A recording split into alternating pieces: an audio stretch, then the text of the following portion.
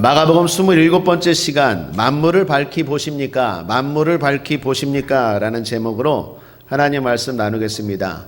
헬렌 켈러 아시죠? 어느 날 소경인 헬렌 켈러가 숲속을 다녀온 친구에게 물었다고 합니다. 뭘 보았니? 그때 친구가 뭐 특별한 거 없어 라고 대답했대죠. 그때 헬렌 켈러가 충격을 받았답니다. 도대체 뭘 본 것이 없다니? 자기는 보는 것이 소원인데 그때의 마음을 담아 글을 썼다고 하죠. 사흘만 볼 수 있다면 3 days to see 해서 책을 썼습니다. 그 내용 중 일부 내가 3일만 볼 수 있다면 한번 소개하죠. 첫째 날 나는 친절과 겸손과 우정으로 내 삶을 가치 있게 해준 설리반 선생님을 찾아가겠다. 그래서 이제껏 손끝으로 만져서 알던 그녀의 얼굴을 몇 시간이고 바라보아 그 모습을 내 마음속에 깊이 간직해 두겠다. 그리고 밖으로 나가 바람에 나풀거리는 아름다운 나뭇잎과 들꽃들 그리고 석양에 빛나는 노을을 볼 것이다.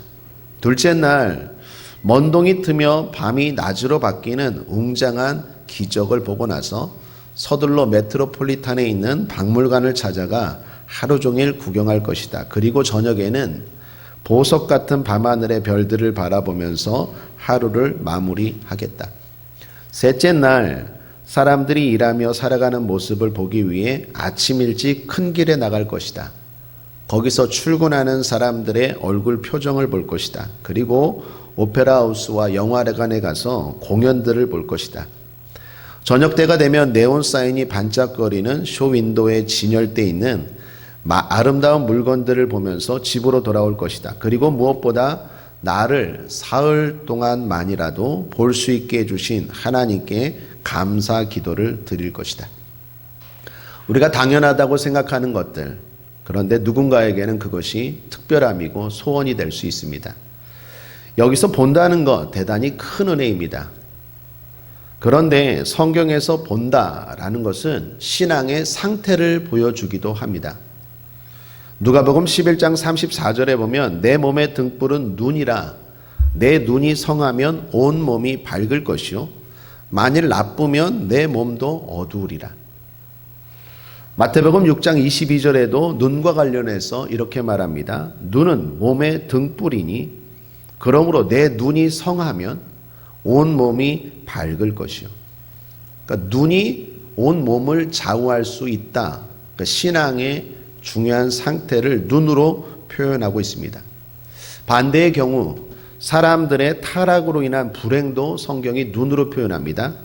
마가복음 4장 12절에 이는 저희로 보기는 보아도 알지 못하며 듣기는 들어도 깨닫지 못하게 하여 돌이켜 죄사함을 얻지 못하게 하려 함이니라 하시고, 반대로 신앙이 성장함을 또한 눈의 밝아짐으로 표현합니다.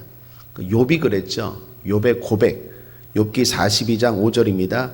내가 주께 대하여 귀로 듣기만 하였사더니 이제는 눈으로 주를 배움나이다. 시편 119편 18절도 내 눈을 열어서 주의 법에 기이한 것을 보게 하소서. 그러니까 눈이 나쁜 것, 신앙이 안 좋은 것, 눈이 좋은 것, 신앙이 성장하고 성숙한 것, 그것을 눈으로 지금 표현하고 있다라는 것입니다. 그런 점에서 오늘 말씀도 눈을 고치는 이야기지만 이건 단순한 병 고침의 이야기가 아니다라는 것입니다. 신앙과 관련하여 주님이 지금 의미 있는 말씀을 하고 계시다라는 것입니다. 보시다시피 본문은 예수님이 한 소경을 고치시는 이야기입니다. 제가 따로 이 본문을 가지고 설교하는 이유는 확실합니다. 단순한 병 고침이 아니기 때문입니다. 예수님이 수도 없이 많은 병자를 고치셨습니다. 그런데 여기에 병 고침은 뭔가 특별합니다. 특별히 얼핏 봐도 3가지 정도가 특별함이 보입니다. 첫째로 내용입니다. 고치신 곳이 어디입니까? 장소가 나오는데 벳세다입니다. 벳세다에서 소경을 고치셨다. 이 사건은 사복음서에서 마가복음에만 기록되어 있습니다. 신약 성경에 주님이 소경을 고치신 사건이 5번 정도가 나옵니다. 마가복음을 포함해서. 마태복음 9장 12장, 그리고 누가복음 12장, 요한복음 9장. 그런데 이 벳세다에서 고친 사건, 이 이야기는 마가복음에만 나옵니다. 내용이 특별합니다. 뿐만 아니라 위치도 특별합니다. 지난 시간에 기억나십니까? 어떻게 말씀이 끝났죠? 21절. 아직도 깨닫지 못하느냐? 아직도 깨닫지 못하느냐? 주님 말씀합니다. 제자들을 향한 말씀이죠. 도대체 너희들은 신앙생활을 그렇게 많이 하고 나를 따라다녔으면서도 내가 누군지 아직도 깨닫지 못하느냐? 라는 말씀으로 끝났어요. 그런데 이 이야기 뒷부분 보십시오. 뒷부분에 어떤 이야기가 나옵니까? 예수님이 본격적으로 내가 누구인지를 드러내고 나타내는 이야기가 나와요. 이 이야기를 중심으로 앞에는 아직도 깨닫지 못하느냐? 뒤에는 예수님이 자신을 본격적으로 드러내는 이야기가 나오는 그 사이에 소경의 눈을 고치시는 사건이 기록되었다라는 것입니다. 그리고 또 하나 마지막 특이한 것은요. 안수를 몇 번 합니까? 2번 하세요. 예수님이 병고침을 하실 때 안수로 치료할 때가 종종 계십니다. 그런데 2번 안수로 고친 적은 여기만 나와요. 예수님이 능력이 부족하실까요? 아닐 거예요. 2번 안수했다라는 것은 뭔가 예수님이 의미 있는 행동을 지금 하고 계신다라는 거예요. 그래서 이 말씀을 그냥 예수님이 환자 한 명을 고치셨구나. 또다시 병고침의 능력을 행하셨구나. 우리도 치료받아야겠다. 그 정도로 넘어갈 말씀이 아니다라는 것입니다. 자, 그럼 오늘 이 본문의 말씀을 좀 보겠습니다. 예수님 일행이 벳세다에 이르렀습니다. 사람들이 소경 한 명을 데리고 예수님께 나옵니다. 안수하여 치료해 주시기를 간구했습니다. 그러자 예수님이 소경을 데리고 마을 밖으로 나가십니다. 여러분 앞에 7장에서도 귀먹고 어눌한 자를 고칠 때도 밖으로 나가시죠. 주님 왜 이렇게 하실까요? 일단 사랑을 보여주시는 거예요. 주님은 이 사람의 이 환자의 눈만 치료하는 게 아니라 그 사람의 마음까지도 대하고 치료하길 원하세요. 환자들의 특징이 있습니다. 무엇입니까? 외적인 아픔도 크지만 마음의 상처의 골이 깊어요. 주님은 우리의 외적인 병만 치료하는 기술자가 아닙니다. 기술인이 아니에요. 주님은 우리의 전인격적인 것을 치료하길 원하고 궁극적으로 우리의 영혼을 치료하길 원하세요. 아멘입니까? 그래서 주님은 무리가 아니라 이 사람들을, 이 환자들을, 특별히 마음이 깊이 상처받은 자들을 데리고 따로 나아가셔서 1대1로 인격적으로 대하세요. 내가 너를 지금 사랑한다는 거죠. 내가 너 한 사람을 위해서 이 시간을 할애한다는 거죠. 만군의 하나님이 오늘 이 시간에도 저와 여러분에게 이렇게 대하시는 줄 믿습니다. 세상 사람들은 카운트로 하죠. 그 교회 몇 명 나와 카운트로 하지만 주님은 그렇게 대하지 않으세요? 함께 예배드리지만 한 사람 한 사람 여러분의 처지와 상황에 따라 주님은 만나주시고 주님은 역사하는 줄 믿습니다. 그 주님을 기대하시고 오늘도 그 주님을 꼭 1대1로 만나시는 은혜가 있게 되길 바랍니다. 주님의 능력은 사랑의 능력입니다. 이제 주님이 이 소경을 치료하시는데 눈에 침을 뱉으십니다. 침을 뱉는 것은 당대 치료 방법 중에 하나입니다. 주님이 치료할 때 침이 꼭 필요할까요? 침 필요 없습니다. 그런데 침을 왜 뱉으실까요? 이것도 사랑입니다. 환자에게 내가 지금 널 고쳐줄게 보이지 않잖아요. 얼마나 두렵겠어요? 얼마나 불안하겠어요? 도대체 이 사람이 나를 데리고 어디로 가는 건가? 그리고 뭘 하려고 하는 건가? 아무것도 보이지 않는 이 환자에게 설명할 필요가 없으신 주께서 하나하나 지금 설명하고 있는 거예요. 내가 너를 지금 고치려고 하는 거야. 마음의 평안함을 가지고 믿음을 가져 진정해. 주님의 사랑이 보이십니까? 이제 안수하십니다. 그리고 무엇이 보이느냐 물으십니다. 여러분께 질문합니다. 안수는 한 손으로 합니까? 두 손으로 합니까? 어느 게 맞습니까? 제가 여러분들 요즘은 안수를 못해서 제가 마음이 괴로운데 철야 예배 때는 항상 안수하죠. 그리고 저는 안수하기를 기뻐합니다. 제가 능력이 많아서가 아니라 성경에 안수를 통하여 얻는 유익이 많기 때문에 그래요. 그러니까 나를 통하여 주께서 역사하실 것을 믿기 때문에 우리 성도들 가능하면 안수를 많이 합니다. 그러므로 머리를 잘 감고 오십시오. 여러분, 여기서 주님이 안수를 한 손으로 하십니까? 두 손으로 하십니까? 어떻게 하는 게 맞습니까? 목사님들을 보면 어떤 목사님은 한 손으로 하시고 어떤 목사님은 두 손으로 하시는데, 결론부터 말하면 여기서 예수님의 손은 두 손입니다. 그냥 손이라고 나오는데 원어에 보면 양손, 손들, 복수예요. 그러니까 양손을 가지고 간절히 하는 거예요. 왜요? 능력이 안 나타날까 봐? 아니요. 그것도 사랑이에요. 내가 너를 사랑한다고. 말씀 한마디로도 치료하실 수 있는 분이 두 손을 대시고 터치하시면서 그 환자의 몸에 간절히 기도하는 거예요. 사랑을 지금 계속해서 주님이 보여주고 있다라는 것입니다. 그리고 주님 물으십니다. 무엇이 보이느냐? 소경이 말합니다. 사람들이 보입니다. 이 보입니다라고 할 때 이 보입니다의 시제가 한 번만 말하는 게 아니에요. 예를 들면 이런 거예요. 보입니다. 보여요. 계속해서 반복하여 말한 거예요. 당연하지 않겠습니까? 우리도 가끔 안대를 꼈다가 벗으면 얼마나 시원하고 얼마나 좋습니까? 그런데 소경이 보게 되었어요. 얼마나 좋겠어요. 보입니다. 보여요. 보입니다. 보여요. 계속해서 기뻐서 반복했음을 보여줍니다. 그런데 이 사람이 이렇게 말합니다. 나무 같은 것들이 걸어 다니는 게 보여요 라고 말해요. 이 말을 보면 이 사람은 선천성인 소경은 아닌 것 같아요. 나무를 알잖아요. 나무가 어떻게 생겼는지 아는 것을 보면 나면서부터 소경이 아니라 중간에 어떤 이유로 소경이 되었던 사람인 것 같아요. 이 사람 지금 기쁩니다. 눈이 보이기 시작했어요. 그런데 사람들을 나무처럼 보고 있어요. 아직 완전히 보지 못했다라는 것입니다. 사랑하는 여러분, 이 말씀은 지금 제자들의 신앙 상태를 보여주고 있는 거예요.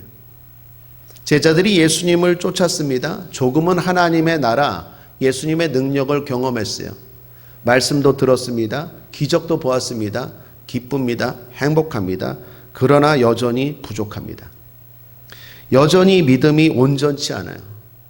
흐릿하게 봐요. 나무 같은 것들이 보이나이다. 세상이 주님이 완벽하게 똑바로 보이지 않아요. 흐릿한 믿음, 연약한 믿음이에요. 그래서 자꾸 시험에 들어요. 자꾸 넘어져요. 흔들려요. 주님을 쫓는 우리 성도들의 이건 모습이기도 합니다. 우리가 구원을 위해서 날마다 노력해야 될 이유가 여기에 있습니다. 다 믿는다라고 하지만 어떤 사람은 아직도 흐릿한 믿음이에요. 그래서 똑바로 보지 못해요. 기뻐요. 즐거워요. 그러나 여전히 부족해요. 조금만 어려우면 눈길을 다른 데로 돌려요. 그리고 시험에 빠지죠. 그래서 성경은 빌립보서 2장 12절에 우리에게 두려움과 떨림으로 노력하라고 말합니다. 그러므로 나의 사랑하는 자들아, 너희가 나 있을 때뿐 아니라 더욱 지금 나 없을 때에도 항상 복종하여 두렵고 떨림으로 너희 구원을 이루라. 두렵고 떨림으로 너희 구원을 이루라. 나는 확실히 주님을 믿고, 나는 확실히 주님만이 내 구세주인 거 믿고 어떤 상황에서도 명확하게 신앙생활할 줄 알았는데 여전히 부족해요. 여전히 흐릿해요. 그래서 조금만 환난이 다가오고 여러 가지 환경이 안 좋으면 자꾸 시험에 빠지고 넘어져요. 그래서 어떻게 해요? 늘 겸손하게 두렵고 떨림으로 너희 구원을 이루래요. 사랑하는 여러분, 날마다 겸손함으로 정진하여 나아가는 저와 여러분의 신앙 되기를 주님의 이름으로 축복합니다. 디모데전서 4장 15절은 말합니다. 이 모든 일에 전심전력하여 너의 진보를 모든 사람에게 나타나게 하라. 로마서 12장 11절 함께 읽겠습니다. 시작.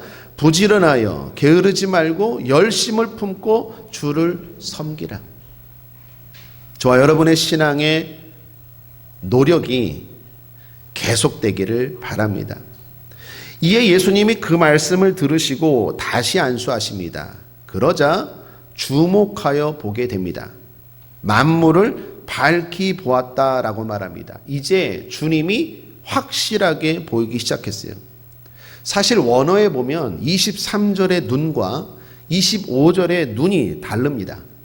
23절의 눈은요, 눈이라고 말하지만 실제 단어는 눈꺼풀이에요. 그러니까 눈꺼풀이 안수할 때 벗겨진 거예요. 눈꺼풀만. 그리고 25절에 다시 한번 안수할 때 눈은 눈동자예요. 같은 눈 같지만 눈꺼풀과 눈동자는 다르죠.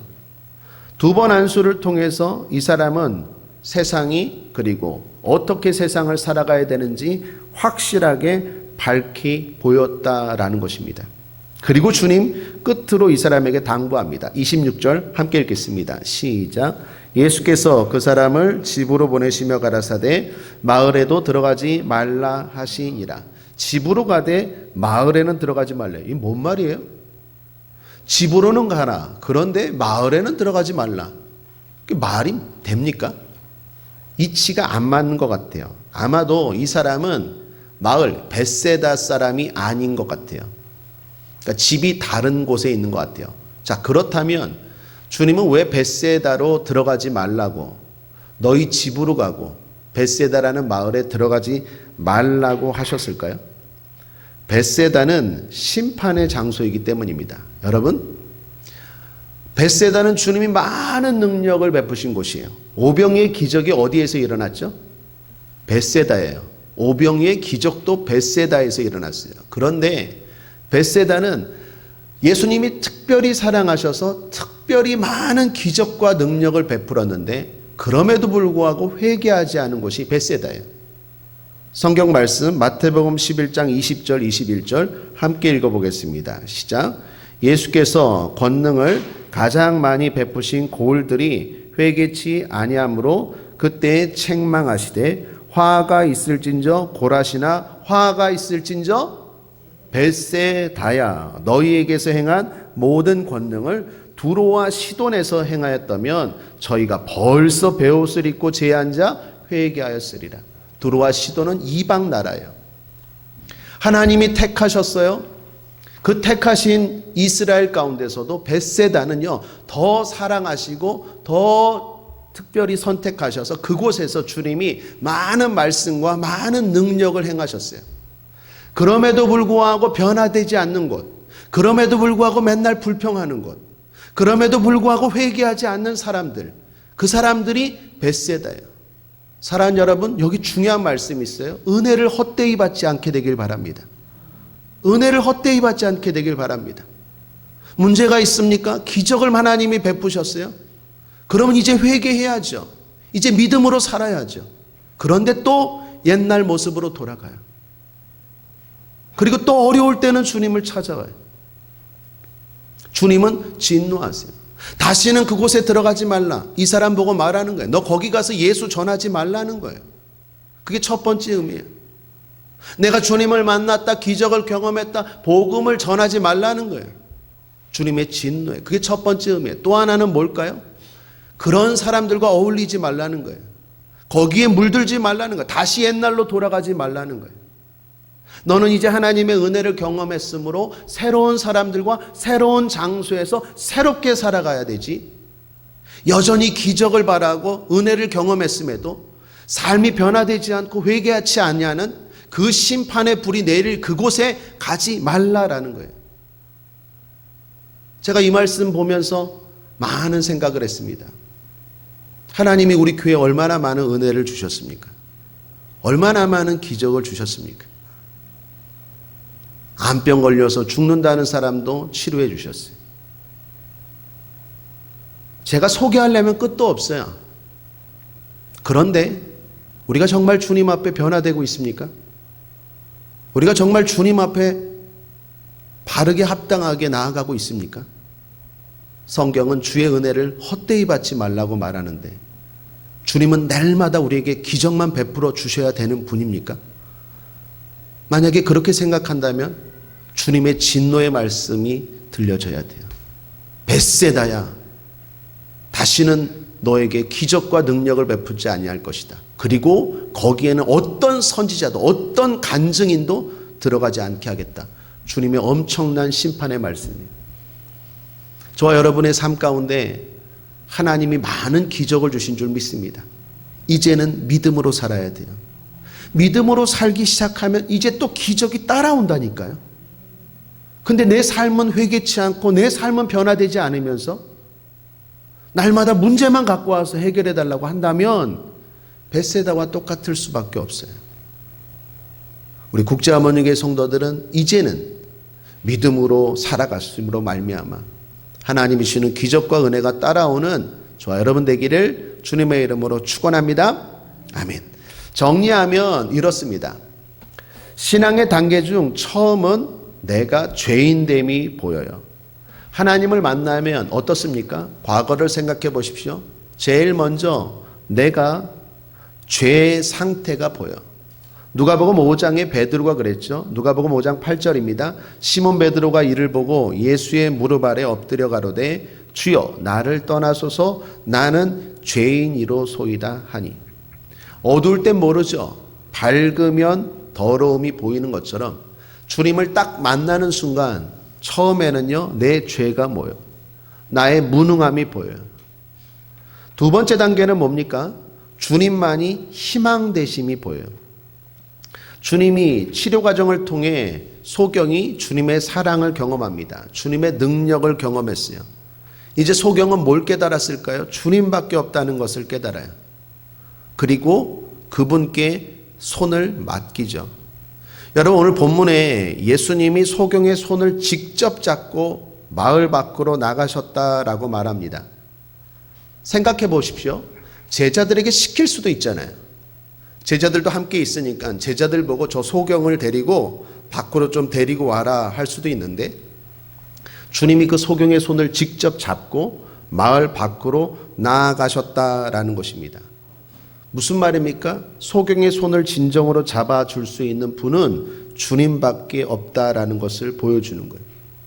너의 손을 잡고 너의 눈을 치료하고 너에게는 나밖에 없다라는 것, 그걸 보여주는 거예요. 여러분 우리의 신앙도 마찬가지입니다. 처음에는 나의 무능함이 보여. 내 뜻대로 안 되는구나. 내 자식도 내 뜻대로 안 되는구나. 내 건강도 내 뜻대로 안 되는구나. 내 앞날도 내 뜻대로 안 되는구나. 내가 아무리 계획한다고 해도 사람의 걸음을 인도하시는 분은 하나님이시구나. 내가 열심히 준비하고 계획한다고 안 되는구나. 내 무능함이 보여요. 내 죄인됨이 보여요. 그 다음엔 뭐예요? 주님만이 희망이구나. 주님만이 나를 붙잡아 줄 수 있고 주님만이 내 모든 것들을 열어주실 수 있는 내 어두운 인생을 밝은 인생으로 바꾸어 줄 수 있는 분은 주님밖에 없구나. 주님만이 희망임이 보여요. 그게 두 번째 단계죠. 그럼 우리는 어떻게 해야 될까요? 주님께 우리의 모든 것들을 맡기는 거예요. 잠언 16장 3절에 너의 행사를 여호와께 맡기라. 그리하면 너의 경영하는 것이 이루리라. 두 번째 단계예요. 사람들이 주님을 만나고 맡기기 시작합니다. 나의 걱정을 맡겨요. 나의 염려를 맡겨요. 내 질병의 문제를 맡겨요. 기도 제목을 통해서 하나님 앞에 맡겨요. 맡기기 시작해요. 맡겨야 됩니다. 하나님은 우리의 손을 붙잡아 줄 수 있고 맡겨진 그 문제를 해결해 주길 원하시는 분인 줄 믿습니다. 주님께 맡기십시오. 이게 두 번째 단계, 여기까지 가야 돼요. 이쯤에서 한번 찬양 한번 부르고 싶은데 복음성가 853 주여 이 손을 붙잡고 가소서 우리 찬송하면서 여러분 여전히 맡기지 못한 분들 혹시 계시다면 여전히 내 힘으로 뭔가 해볼 수 있다라고 생각하는 분들 찬송하면서 맡기시길 바랍니다.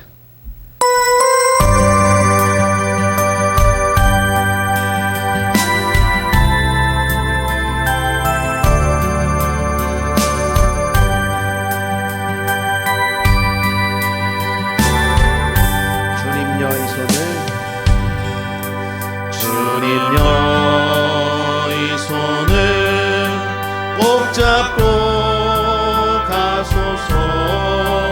약하고 피곤한 이 몸을 폭풍 그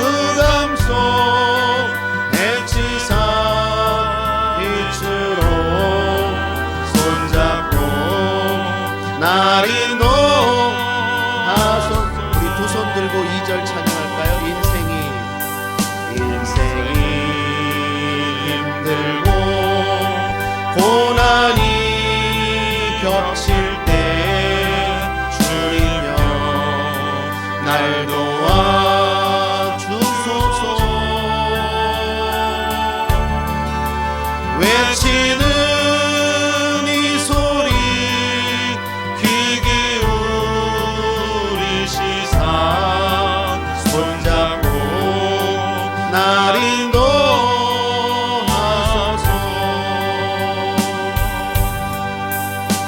맡기셔야 돼요.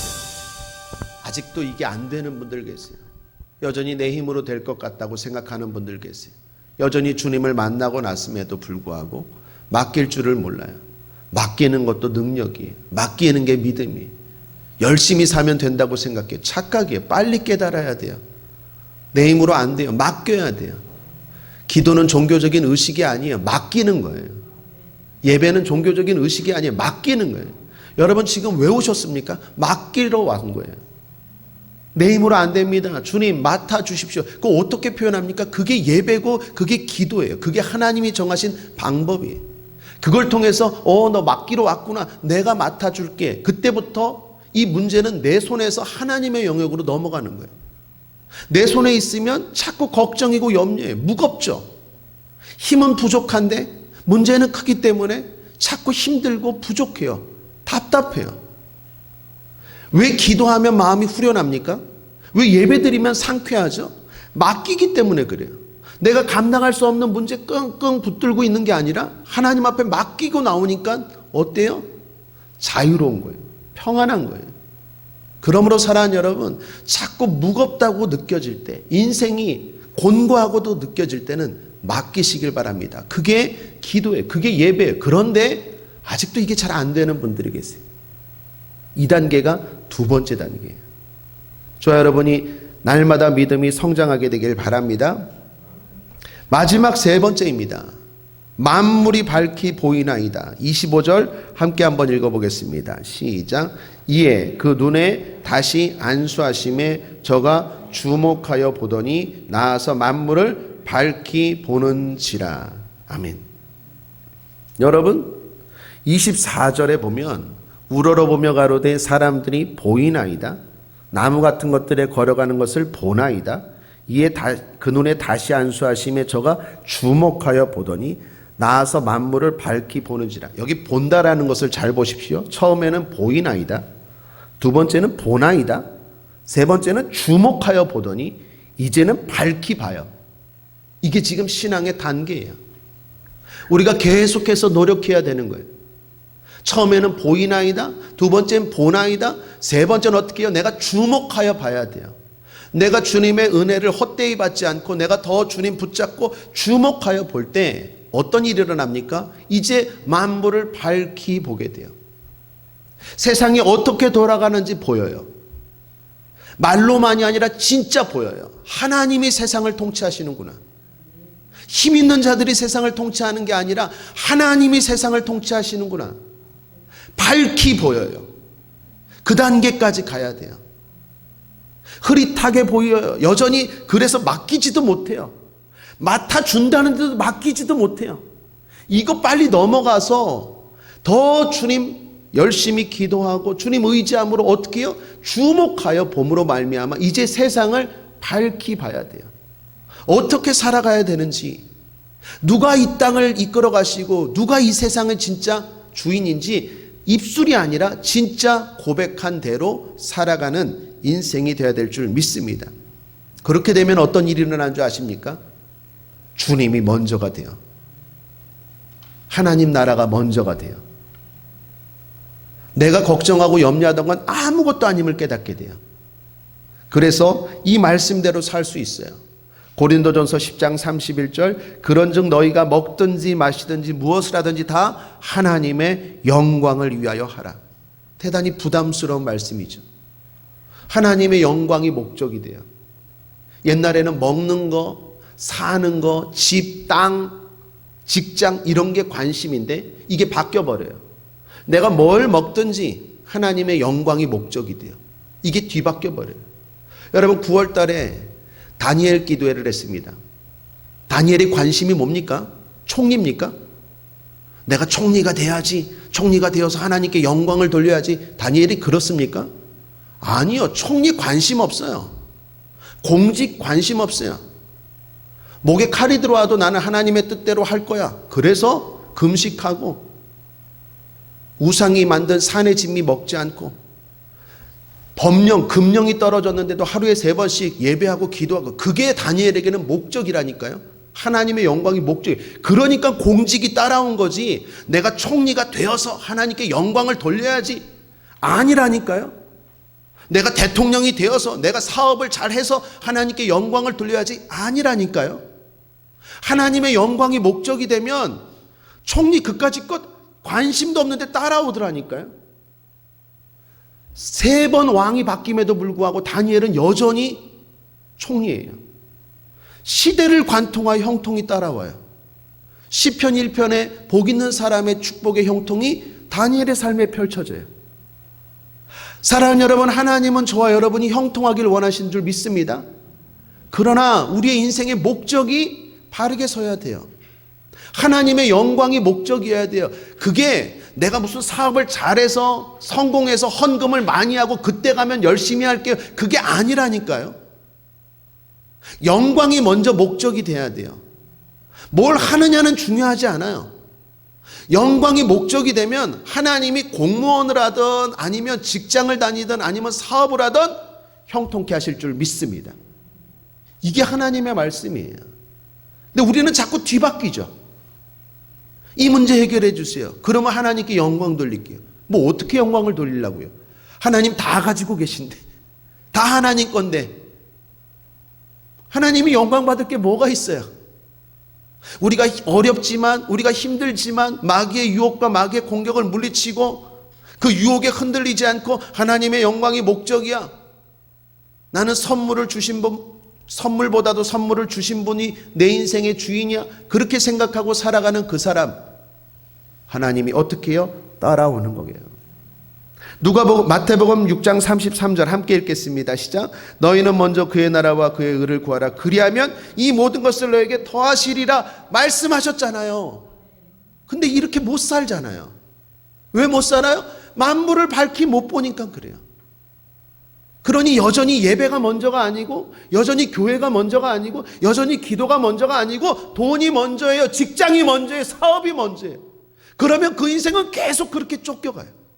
그러다가 시험 들고, 그러다가 그 문제는 해결되지 않고, 궁극적으로 그 일을 계속 반복하고 있어요. 그게 이스라엘 백성들의 광야예요. 애굽에서 가나안 땅까지는 10일이면 가는 거 알잖아요. 하나님은 가나안 땅을 순종하면 10일 만에 가게 하셨어요. 그런데 자꾸 불순종하고 이게 바뀌니까 광야에서 40년을 견뎌요. 40년을 허비해요. 하나님은 여러분의 가정과 여러분의 사업이 잘 되기를 원하시는 줄 믿습니다. 더하신다니까요. 우리가 구하는 것보다 더하여 주실 줄 믿습니다. 그런데 내가 순종할 때, 내가 하나님의 영광을 위하여 살아갈 때 더 잘 되고 더하시는 은혜가 임할 줄 믿습니다. 이 순서가 바뀌면 안 돼요. 그런데 만물을 밝히 보면 이 일들이 되더라는 거예요.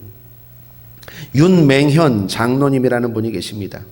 한국 원자력 연료 사장이셨던 분인데, 이분이 명문대를 나오고 대단히 교만했어요. 인격적으로도 남에게 흠보이지 않아서 그래도 나 정도면 괜찮은 사람이지, 그렇게 부족함 없다고 생각하고 살았어요. 그런데 실제로는 아니죠. 마음이 항상 어두웠어요. 뭔가 쫓기는 마음에 늘 불안하고 초조하게 살았고, 늘 술을 가까이 하고 쾌락 가운데 살았어요. 그러다 미국에서 전도를 받아 교회를 나가게 되었습니다. 자신의 힘으로 살 수 없음을 아는 거죠. 자신도 부족하다라는 것을 느꼈어요. 그러나 여전히 흐릿한 신앙이었어요. 자, 그러던 중 어머니가 미국으로 오셨는데, 그때 당시 어머니가 고혈압, 부정맥, 불면증, 소화불량, 걸어다니는 병원이셨대요. 여러 치료에도 변화가 없었는데, 그날 교회 예배에 함께 나가셔서 치료를 경험해요. 그 예배가 끝나고 목사님께 어머니를 소개한 거예요. 한국에서 오신 우리 어머니입니다. 그리고 사정을 말씀드렸는데 목사님이 안수해 주셨는데 그날 저녁부터 건강해진 거예요. 이상하게 식사를 해도 소화가 잘 되고 몸이 가볍다고 말씀하시고, 무엇보다도 수십 년 동안 불면증을 앓았던 분이 그날 잠을 잘 자는 거예요. 좋은 꿈까지 꿨대요. 다음날 병원에 가보니까 몸이 치료되었다고 의사 선생님이 말하는 거예요. 너무나 기쁘고 놀라웠어요. 이제 윤맹현 장로님의 눈에서 주님이 보이기 시작한 거예요. 내가 서울대 나오고 미국 박사까지 했고 핵공학 박사였거든요. 그랬던 분이 이제 내 힘으로 안 되는구나. 정말 주님만이 보이기 시작했어요. 그러면 어떤 일이 일어난다고요? 예배 생활이 달라지죠. 신앙 생활이 달라져요. 내 힘으로 뭔가 해볼 수 있다고 착각하는 사람들은 자꾸 예배가 건성건성이 되고 예배가 항상 뒤져. 근데 이분에게 이제 예배가 먼저예요. 교회가 먼저예요. 눈이 열리고 귀가 열리기 시작하니까, 그렇게 예배 드리니까 말씀이 들리기 시작하는 거예요. 그리고 너무나 예배 때마다 은혜가 되는 거예요. 찬양을 불러도 다 내 얘기 같고 은혜가 되었어요. 또한 말씀이 새롭게 보였고 깨달아지는 것이었습니다. 그때부터 이분의 눈이 더욱 열렸어요. 본문의 이 소경처럼 만물이 밝히 보이기 시작했어요. 그래서 이제 주객이 전도되었어요. 오는 사람, 만나는 사람마다 핵공학을 전공한 박사가 성경 이야기만 해요. 명함에도 하나님 말씀을 적어놓고 나는 성도라고 당당하게 소개하고, 한국에 돌아와서 한국원자력연구원 원장에 취임할 때도 취임사에서 멋지게 공개적으로 선포합니다. 나는 한국원자력연구소를 하나님을 의지하고 신앙 중심으로 경영해 나가겠습니다. 그렇게 선포해요. 완전히 주객이 이제 바뀐 거죠. 내 일을 위해서 주님을 이용하는 게 아니라 주님을 위해서 살기 시작했어요. 그러면 가난이 따라옵니까? 피해가 따라옵니까? 아니요. 하나님이 더하게 하시고 더 높여주시고 더 축복하셨다는 거예요. 사랑하는 여러분, 여기 윤맹현 장로님의 단계를 보십시오. 단계를 보세요. 주님을 의지하고 변화되는 단계. 처음에는 내가 내 힘으로 할 수 있다라고 생각했지만 이제 주님이 보이기 시작하고, 그렇지만 아직도 흐릿해요.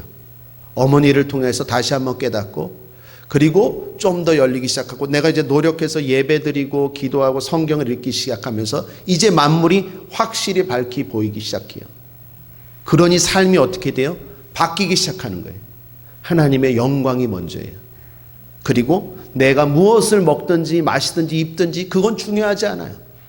약하면 약한 대로, 병들었으면 병들은 대로, 나이가 많으면 많은 대로, 부족하면 부족한 대로 하나님의 영광이 내 인생의 목적이에요. 그게 목적이에요. 그렇게 살아가요. 그랬더니 어떻게 해요? 하나님이 그 모든 것들을 더하세요.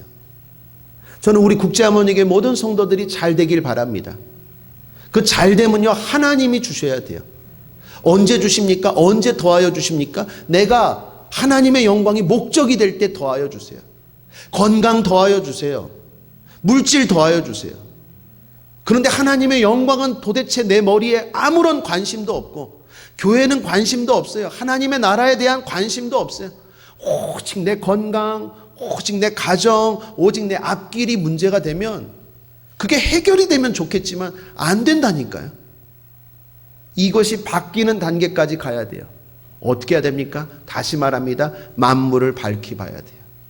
내가 성경을 붙들고 예배에 집중하고, 그래서 진짜 살아계신 하나님이 이 세상을 다스리시는 걸 깨달을 때 만물이 진짜 밝히 보이기 시작하고, 그때부터는 새로운 인생을 살게 될 줄 믿습니다. 한 사람만 더 소개하고 말씀을 마치죠. 존 뉴턴입니다. 이분의 아버지는 선장이었어요. 어머니는 독실한 신앙인이었습니다. 뉴턴은 어머니의 영향을 많이 받았습니다. 어려서부터 말씀도 많이 암송하고 기도도 습관이 될 정도로 열심히 했습니다. 그런데 뉴턴이 7살 되던 때 어머니가 폐렴으로 세상을 떠나십니다. 그때 존 뉴턴의 삶은 암흑으로 변하기 시작합니다. 아버지를 따라서 10살 때부터 선원 생활을 시작합니다. 삶은 방탕해졌고 거칠어졌죠. 이후 해군에 입대했으나 사고를 일삼았어요. 아프리카로 가는 노예 상선에 팔려가기도 합니다. 어머니가 그렇게 기도로 키웠는데 뉴턴은 자꾸 세상으로 나가게 되고 나중에는 무신론자가 되고 하나님을 모독하고 하나님이 어딨어 저주까지 하게 됩니다. 그렇게 살던 어느 날 배를 타고 바다에 갔는데 큰 폭풍을 만나요. 거센 바람에 배의 돛은 떨어져 나가고 바닷물이 갑판 위로 덮쳐 흘렀습니다. 모두 다 죽음의 두려움 때문에 떨고 있었어요. 그때 뉴턴이 자신도 모르게 하나님께 기도했어요. 하나님 살려주세요. 제가 잘못했습니다. 죄를 뉘우치면서 회개 기도를 했어요. 그런데 거짓말처럼 그 기도가 끝나자마자 폭풍이 딱 잠잠해졌어요. 존 뉴턴은 알았어요. 하나님이 내 기도에 응답해 주셨구나. 그때가 1748년 3월 10일 뉴턴은 말합니다. 내가 다시 보게 된 날, 다시 세상을 보게 된 날. 이후에 뉴턴은 다시 신앙생활을 열심히 하게 됩니다. 그리고 말씀을 듣고 기도하고 예배에도 열심히 참여해요. 그러다 보니까 갈등이 생겨요. 왜요? 그때 직업이 노예선 선장이었어요. 노예를 파는 직업이었어요. 말씀과 어울립니까? 안 어울리죠. 그래서 과감하게 그 직업을 버렸어요. 그리고 세관에서 일했어요. 이제는 하나님의 은혜, 하나님의 영광이 먼저예요. 뉴턴에게 다시 한번 은혜가 임합니다. 성령을 받은 거죠. 그때부터 이제 완전히 바뀌었어요. 그 당시에 윌리엄 윌버퍼스가 노예 해방을 주장할 때인데 그때 의회에서 증언자를 쳤는데 뉴턴이 죽음을 무릅쓰고 증언자로 나섭니다. 그리고 결국 노예 무역 금지법이 통과되는 일에 일조까지 하게 돼요. 그 사람이 존 뉴턴이고 그 사람이 과거에 자기의 삶을 고백하고 기억하면서 지은 찬양이 405장 나 같은 죄인 살리시니. 이 찬양도 한번 부르고 그리고 기도하겠습니다.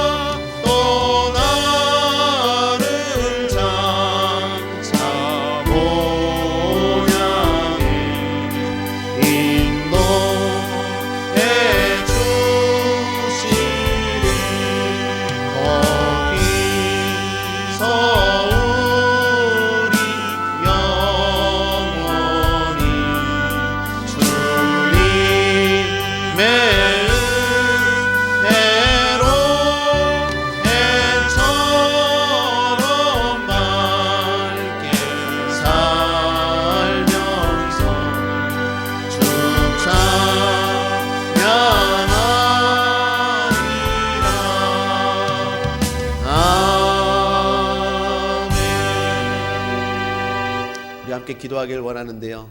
여러분 만물을 밝히 보시는 데까지 가게 되길 바랍니다.